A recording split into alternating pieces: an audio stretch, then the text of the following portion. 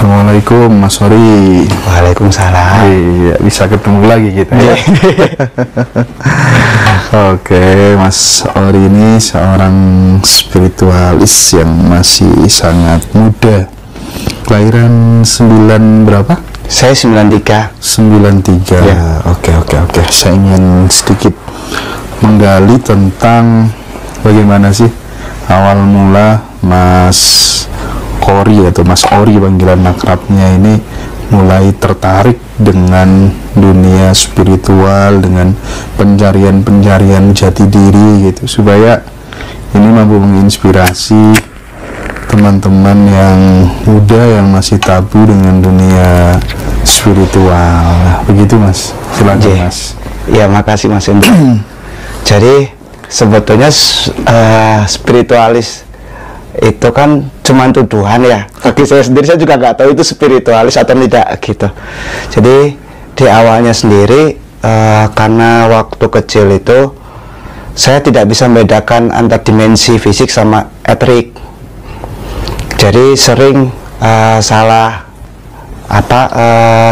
menangkap objek. Jadi apa yang sebetulnya fisik ternyata itu eterik gitu. Contohnya konkretnya gimana? Ya kayak jin gitu-gitu. Awal. Jadi sering jalan gitu, tiba-tiba siapa gitu datang, saya ajak ngobrol, ternyata kata ibu saya ngobrol sendiri gitu awalnya.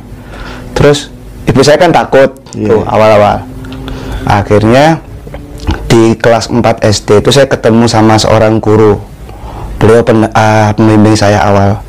Beliau sudah almarhum. Namanya I Gusti Made Budiatiana. Jadi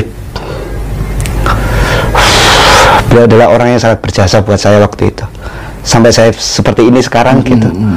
Jadi waktu itu kan saya main sama teman-teman di kampung. Setelah itu dia manggil saya gitu, gitu, tak ajari sulap gitu waktu itu. Saya masih ingat itu.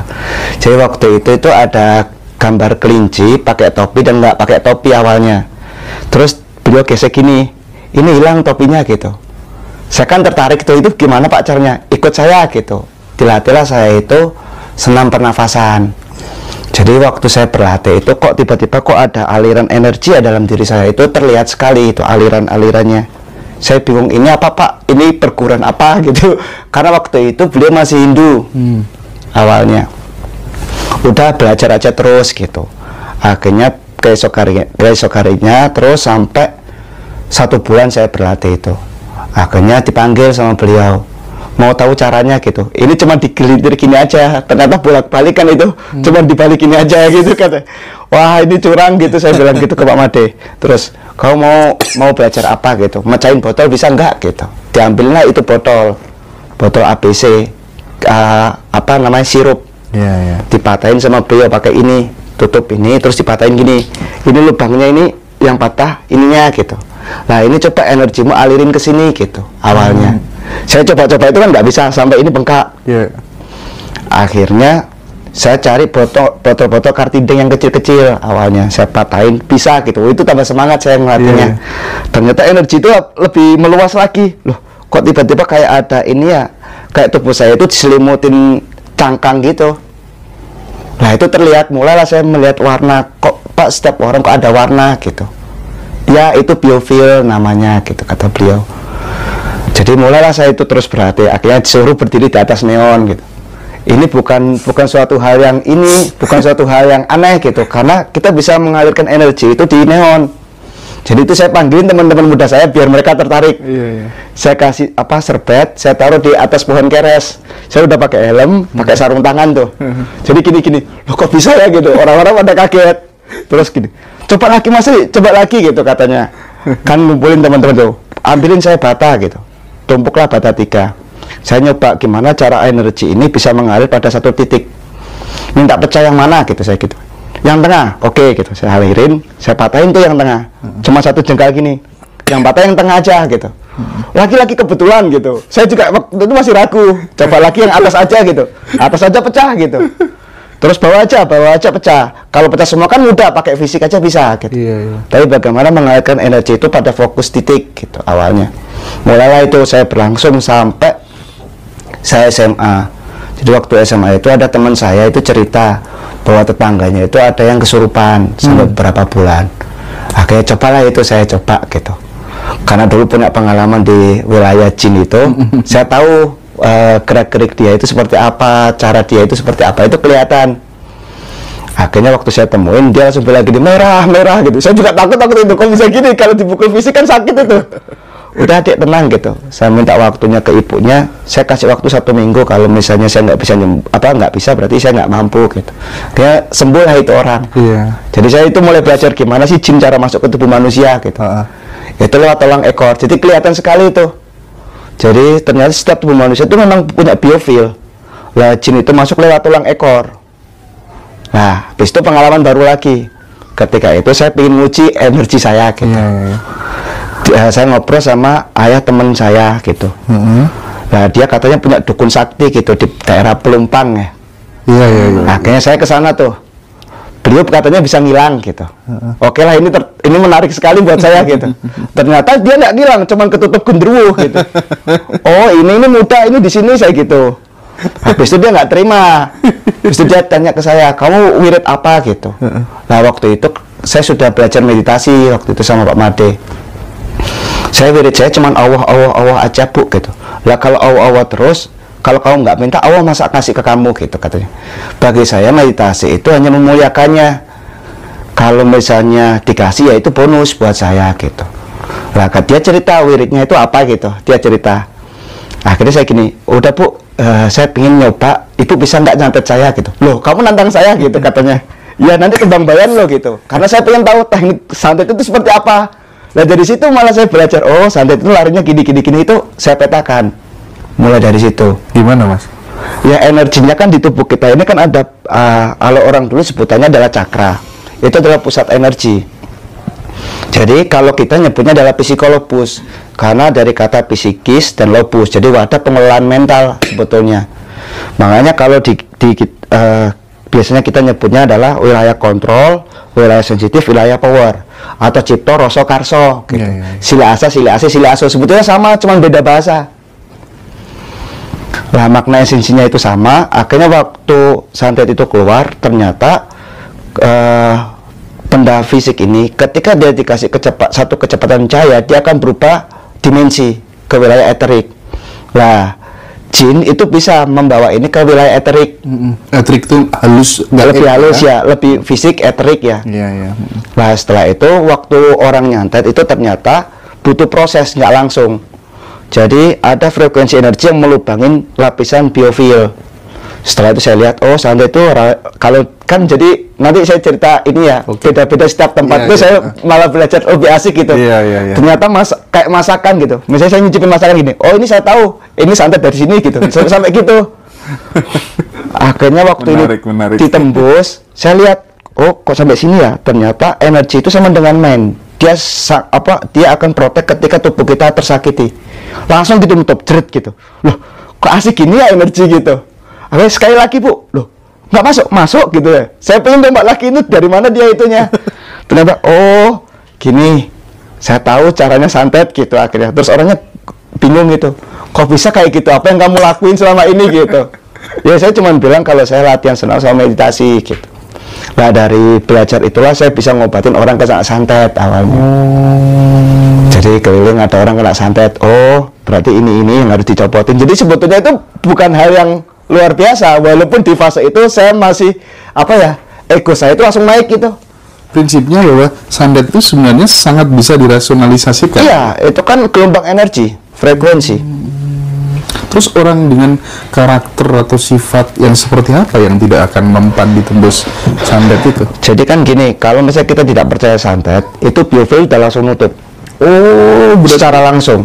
Prinsipnya orang yang nggak percaya itu nggak bisa ya? Nggak bisa. Nah itu kalau misalnya kita takut itu malah langsung kebuka. Jadi uniknya itu di situ. Makanya kalau dukun-dukun itu kan sebenarnya itu kan itu dibuat bisnis. Orang nggak kena apa-apa. Oh kamu kena santet gini-gini. Udah masuk ke psikis, biofilnya langsung turun. Kunci utamanya di pikiran dong semuanya itu mas. Iya. Di pikiran kita. Makanya kan kalau orang sakit itu kalau saya petakan itu fisik itu dampak dari mental. Jadi larinya kan ke spiritual dulu, dari tubuh kita ini terdiri dari beberapa dimensi sebetulnya. Iya, iya. Ketika spiritualnya kosong, dia akan turun ke mental. Setelah mentalnya kena, baru ke fisik. Makanya yang diobatin dulu itu seharusnya hulunya, bukan hilirnya. Kalau kita kan cenderung ke hilirnya. Apa ya, ke akibat bukan ke sebab. Iya, iya, tidak ke akarnya. Nggak ke akarnya, makanya nggak akan pernah selesai. Nah, dari situlah saya mulai terus belajar. Akhirnya waktu saya kuliah di sini pun awal juga niat saya itu saya ingin terus belajar karena saya nggak punya teman. Akhirnya gimana cara punya teman gitu kan. Nah, waktu itu ada teman kuliah saya dulu satu SMA. Dia itu ada yang sering ganggu di asrama. Akhirnya dia manggil saya karena waktu SMA itu tahu kalau saya bisa seperti itu. Oh, itu mudah gitu. Saya ajak teman kuliah saya 2 gitu. Biar dia ikutan kayak saya, kan penasaran tuh kalau wilayah-wilayah kayak gitu. Akhirnya, kok bisa, Or? Gampang gitu, jin itu mudah ngalahinnya, saya bilang gitu. Akhirnya dia tahu, oh bener sekarang udah gak ada yang ganggu gitu. Nah, saya deskripsikan, ini jinnya kayak gini. Sebetulnya kan dia itu kan apa namanya, radikal bebas ya. Dia itu kayak gelombang, tapi dia tidak berbentuk. Nah, cuman di frekuensi tertentu itu dinamain sama orang kita. Kalau frekuensi sini seperti ini kuntilanak, frekuensi ini genderuwo, frekuensi seperti ini tuyul gitu. Sebetulnya dia berbentuk gelombang. Nah, setelah itu teman saya penasaran, ajarin saya gitu. Awal 3 orang itu yang berlatih. Latihan lah kita terus. Akhirnya teman-teman pengen nyoba. Saya nggak percaya kalau saya ngejurus selama ini bisa gitu katanya. Nah, akhirnya waktu di kampus itu ada pertunjukan ini ya, apa namanya, unit kemahasiswaan itu loh. UKM ya? Ya, itu kan nunjukin semua kesaktiannya. Kayak misalnya matain apa, es batu gitu-gitu. UKM nah, silat biasanya. Ya, silat-silat. Nah, teman-teman itu nyoba. Ditutup lah itu es batu, kan sebetulnya itu ada teknik yang pakai benang juga sebetulnya, ada tekniknya.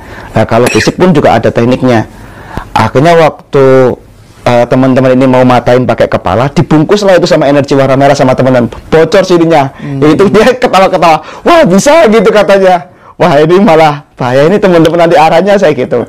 Udahlah, saya puasin dulu di wilayah itu biar nanti ketika beranjak pada satu level yang lebih tinggi lagi, dia tidak terlena dengan hal-hal seperti itu. Karena itu saya alamin terus. Saya terus akhirnya ketemu sama teman-teman komunitas Malang Indigo ya, waktu itu saya diundang. Karena saya itu nggak tahu istilah Indigo awal. Setelah ketemu sama mereka nunjukin semua kesaktiannya. Nah, saya bisa memetakan gitu awalnya. Jadi ada yang bisa jumper. Jadi sebetulnya itu adalah bagaimana reaksi energi. Tapi dia itu nggak sadar kalau itu energi dia yang mengalirkan. Jadi ketika energi dari cakra dasar lari ke mahkota itu sangat cepat, dia akan memiliki bisa menembus wormhole, lubang cacing.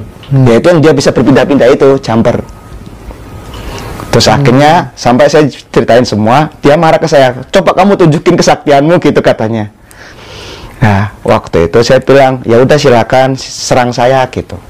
Semua nyerang gitu. Habis itu langsung yang dari Kediri, siapa lupa saya namanya itu. Terus dia bilang gini, udah Mas cukup, udah gak kuat saya gitu katanya. Akhirnya saya cerita itu bahwa indigo itu sebetulnya adalah, bagi saya adalah kutukan gitu. Kutukan? Iya, bagi saya gitu. Karena waktu itu saya nggak mau ada pembeda antara indigo dan tidak indigo. Jadi karena waktu itu di tahun itu indigo sangat superior ya. Nah, itu kan menjebak pada egosentris mereka sendiri-sendiri. Akhirnya saling bersaing mana yang lebih sakti gitu. Nah, dari situ saya jelasin kenapa itu sangat mudah gitu. Karena saya tahu bentuk energinya seperti apa. Sampai ada yang bisa matain pelepah pisang itu dari jarak jauh, dia set gitu, pegang gitu. Saya pegang gembuk gitu. Oke, coba sekarang sekali lagi gitu. Saya belokin kan itu arahnya, energinya. Kaget dia, kok bisa kayak gitu. Ya udah, main-main kayak gitu. Akhirnya mereka mau ikut berlatih ceritanya. Iya. Lah berlanjut, karena waktu itu sampai saya ke Banyuwangi pun juga belajar gitu kan, ada saudara dari teman saya waktu kuliah. Jadi sampai saudaranya ini, pamannya ini meninggal kena santet di Banyuwangi.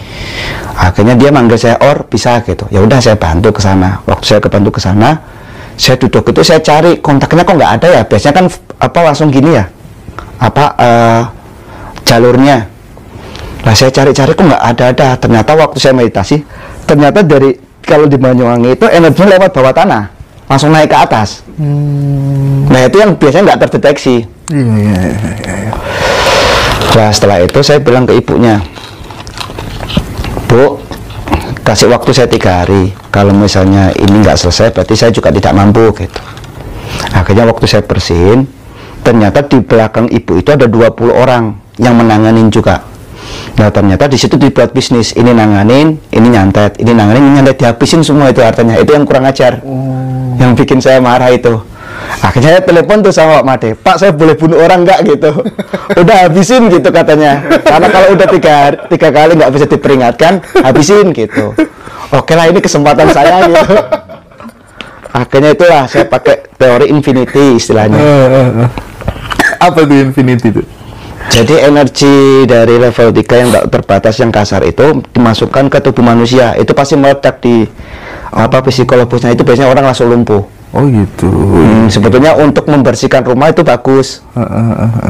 Saya minum dulu. Oke, siap. Nah setelah itu, setelah 3 kali nggak bisa dikasih tahu, dia terus nyerang. Akhirnya saya fight. Oke lah, saya kontak gitu semua. Jadi energi itu bisa paralel gini, bisa nyebar gini. Karena waktu saya nanganin kesurupan massal pun nggak gitu. Apakah satu-satu gini ya? Ternyata ini dipecah bisa kontaknya. Jadi kontak dari jantung saya ini saya pecah ke masing-masing yang kesurupan itu, saya angkat gini. Oh kok bisa ya? Nah itu buat saya nyerang. Wah ini teknik baru gitu awalnya. Akhirnya habis itu jatuh tuh orang-orang itu. Akhirnya ibunya udah ngerasa. Jadi hawa di rumahnya udah enak. Terus nggak rasa sakit di tubuhnya. Akhirnya saya cerita, udah Bu, nggak usah lari ke yang lain-lain gitu. Nanti kalau ada apa-apa, Ibu hubungin saya gitu. Saya bilang gitu. Habis itu saya ditelepon sama Pak Made itu, itu orangnya udah sekarat, tolong dibantu bersihin gitu. Jadi saya ngobatin lagi tuh. Jadi kayak gitu. Jadi istilahnya kan kalau ngeruntuhin aja bisa, kalau ngobatin aja bisa, kayak bangun bisa, berarti ngeruntuhin juga lebih mudah sebetulnya. Iya. Nah akhirnya disitulah saya mulai ngobatin lagi gitu. Ngobatin orang yang habis saya serang itu. Jadi lucu itu cerita-cerita kayak gitu tuh. Nah akhirnya sampailah saya ke Sumatera juga sama kayak gitu. Ada temen itu yang adiknya kena puaka. Jadi dia tidak sadar diri selama bertahun-tahun. Akhirnya waktu ketemu saya pun saya kaget, ini apa sih puaka gitu. Kan beda ya kalau di Jawa. Ternyata itu kayak ketempelan. Jadi dari mbahnya itu dia sudah membangun relasi dengan jin. Akhirnya dia harus diturunkan karena jin itu butuh inang untuk dia terus bertambah kuat. Nah setelah saya bersihkan, alhamdulillah itu bersih tuh anak itu.